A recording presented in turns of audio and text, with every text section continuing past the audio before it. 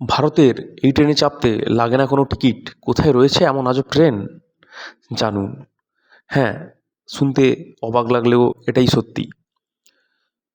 ট্রেনে সফর করতে কম বেশি আমরা সকলেই ভালোবাসি। দেশের এক প্রান্ত থেকে অন্য প্রান্তে পৌঁছে দিতে ভারতীয় রেল আমাদের একমাত্র ভরসা। কিন্তু ট্রেন চড়ার ক্ষেত্রে টিকিট কাটা বাধ্যতামূলক।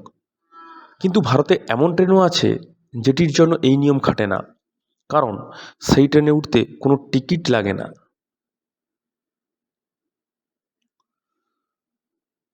ভারতের একমাত্র ট্রেন যেটি ৭৫ বছরের বেশি সময় ধরে পরিষেবা দিয়ে আসছে বিনা ভাড়ায়।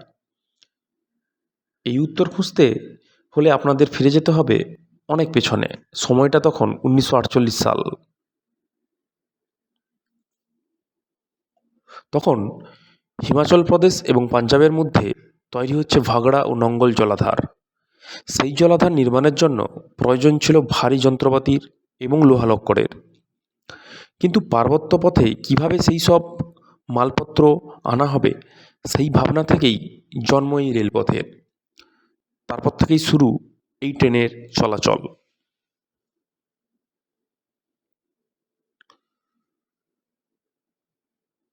এই ট্রেনটি চালু করার প্রধান উদ্দেশ্য ছিল জলাধার নির্মাণের জন্য যন্ত্রপাতি এবং শ্রমিক পরিবহন করা। ২০২৩ সালে জলাধারের বয়স প্রায় ৭৫ বছর পূর্ণ করেছে। তবে ট্রেন চলাচল বন্ধ হয়নি।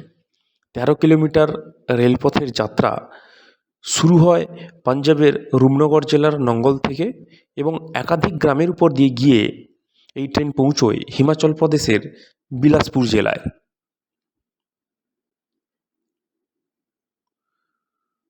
প্রতিদিন প্রায় ২০০ থেকে ৩০০ গ্রামবাসী এবং স্কুল পড়ুয়া এই ট্রেনে চেপে তাদের গন্তব্যে পৌঁছায়।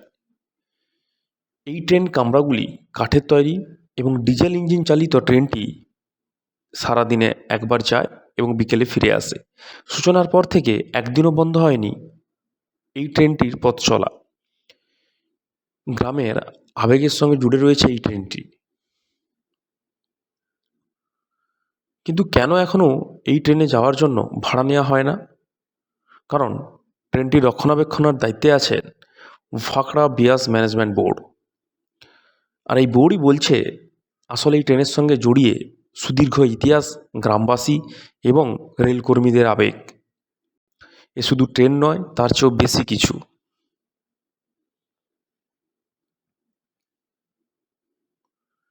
একটি ট্রেনের সঙ্গে যে কতটা আবেগ জড়িয়ে আছে তা এখানকার বাসিন্দাদের কথায় স্পষ্ট। কোনো কোনো পরিবার ২ থেকে ৩ প্রজন্ম এই ট্রেনে যাতায়াত করছেন। চাইলে আপনিও পারেন এই ট্রেনে ভ্রমণ করতে।